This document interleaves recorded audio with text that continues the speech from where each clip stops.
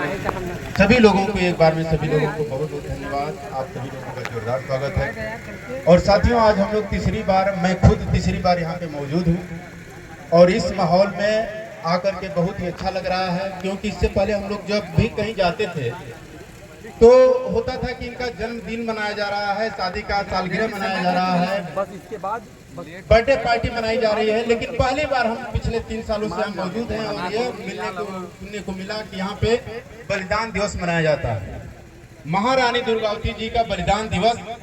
साथियों, इसको यदि सचमुच में आप लोग अंदर से यदि भांप लें, इसको महसूस कर लें, उनके साथ घटी हुई घटनाओं के साथ उन्होंने कैसा अपना रवैया दिखाया, इसको यदि साथियों याद कर लें तो जरूर कहीं न कहीं हमारे रोंगटे खड़े हो जाएंगे, हमारे अंदर एक नई ऊर्जा का संचार हो जाएगा। साथियों, मेरा नाम अंगद प्रसाद मौर्य है, मैं बनारस से हूँ और मैं स्टूडेंट लाइफ में एक कंसेप्ट जैसी की चर्चाएं यहाँ पे चल रही है। बहुत सारे लोग हैं, हमारे सम्मानित लोगों में भी बहुत सारे लोग उस सिस्टम से जुड़े हुए हैं, मैं भी उसी सिस्टम से हूँ और करते हुए साथियों मैं इसमें आगे बढ़ रहा हूँ। आज मेरा ये करियर है। लेकिन जब मैं इनके जीवनी को पढ़ता हूँ कि एक लड़की जो कि यूपी के बांदा जिले में पैदा हुई और चंदेल परिवार में वो जन्मी और उनका जो जन्म हुआ 1524 ईस्वी में 5 अक्टूबर को हुआ और वह लड़की जिस राजा महाराजा खानदान में जन्मी, उनके पिताजी चाहते थे कि मेरे यहाँ एक पुत्र की उत्पत्ति हो, पुत्र पैदा ले, लेकिन पुत्र तो नहीं आया, लेकिन एक लड़की आई और उस लड़की के अंदर वो सारी खूबियां मौजूद थी जो एक लड़के के साथ होता है।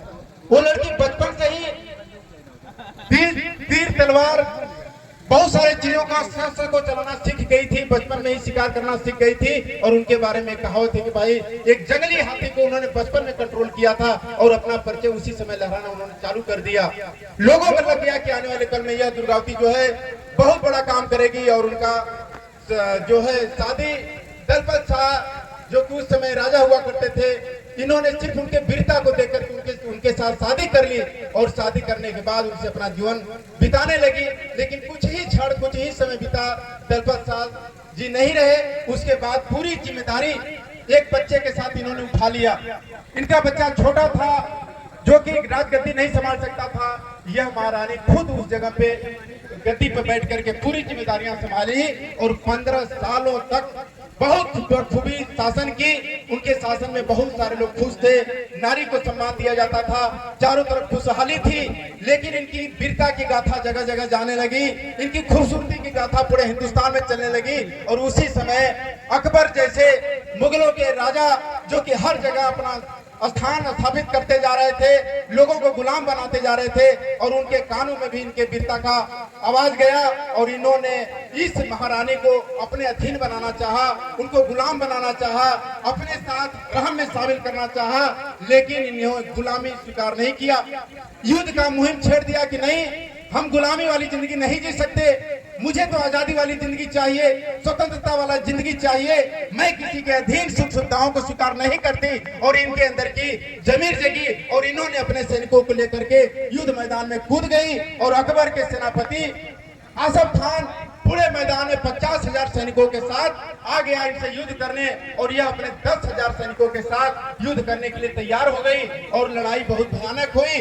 डट करके इन्होंने सामना किया, कई बार आसफ खान को पीछे जाने के लिए मजबूर किया, कई बार वो अपने फौज के साथ पीछे हुआ, लेकिन बार बार प्रयास करने का नतीजा यह रहा कि इनका लगातार जो फौज छोटी होती गई और धीरे धीरे यह स्थिति आई कि रानी दुर्गावती अब अकेले लड़ाई लड़ने लायक नहीं बची। अब उन्हें लगा कि नहीं, कहीं न कहीं अब हम गुलाम हो जाएंगे, कहीं न कहीं ये सब मुझे पकड़ लेंगे। और उस समय उन्होंने अपने सेनापति को हुक्म दिया कि यह कटारी मेरे गर्दन में घोंप दो। उनके सेनापति खुद वो काम नहीं कर पाए, उनके शरीर हिल गए, हाथ कांपने लग गए। लेकिन अंतिम समय गुलाम समझने से, गुलाम बनने से अच्छा उन्होंने समझा कि मैं अपना अस्तित्व क्यों नहीं खत्म कर लूं, क्यों नहीं वीर गति को प्राप्त कर लूं। और साथियों, 1564 का 24 जून का वो दिन जहां पे उस लड़ाई में उन्होंने वीर गति को प्राप्त हुआ और आज पूरे हिंदुस्तान में इनके बलिदान दिवस को बड़ी धूमधाम से मनाया जाता है। साथियों, लोग वहां पे एक संकल्प लेते हैं, खासकर से हमारे बीच में महिलाओं के साथ, क्योंकि ये नारी शक्ति थी, महिलाओं के लिए एक बहुत बड़ा मैसेज है। इनसे हम सीखना चाहें तो बहुत कुछ सीख सकते हैं। इनके जीवन में घटी हुई घटनाओं को हम अपने जीवन में उतार कर हमारे साथ, हमारे समाज में माताएं और बहनों के साथ कोई घटना, कोई बात हो जाती है तो तुरंत हम हजूरी करने लग जाते हैं, दूसरे का दिन रहने लग जाते हैं, अपने दम पे खड़ा होने की हिम्मत खो जाते हैं। लेकिन इनसे सीखना चाहिए कि जिनके पति जवानी में चले गए, पूरा राजकाज इन्हों संभालना पड़ा, इनके बच्चे छोटी उम्र में थे, लेकिन इन्होंने किसी को दोषारोपण नहीं दिया, खुद जिम्मेदारी लिया, आत्मनिर्भर बना और पूरे राजकाज को बहुत अच्छे से निभाया। तो हम सभी लोगों को एक मैसेज लेना चाहिए कि हमें भी किसी के ऊपर निर्भर नहीं रहना चाहिए। आज हमारे समाज में महिलाओं की दशा क्यों दयनीय है?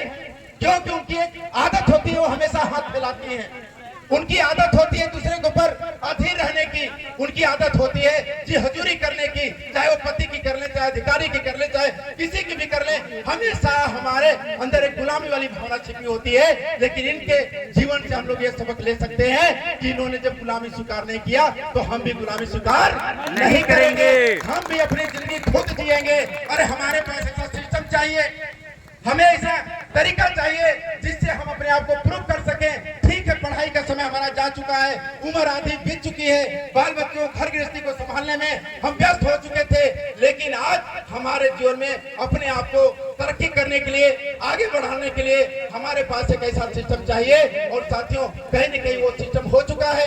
आज बाहरी दुनिया में ऐसा कोई सिस्टम नहीं है कि दूसरे को लोग को कहानी किस्सा सुना सकते हैं, दिवस मना सकते हैं, लेकिन आगे बढ़ने का कोई प्लेटफॉर्म नहीं दे सकता। आज हमारे बीच में बैठे हुए बहुत सारे लोग हैं जिनका खुद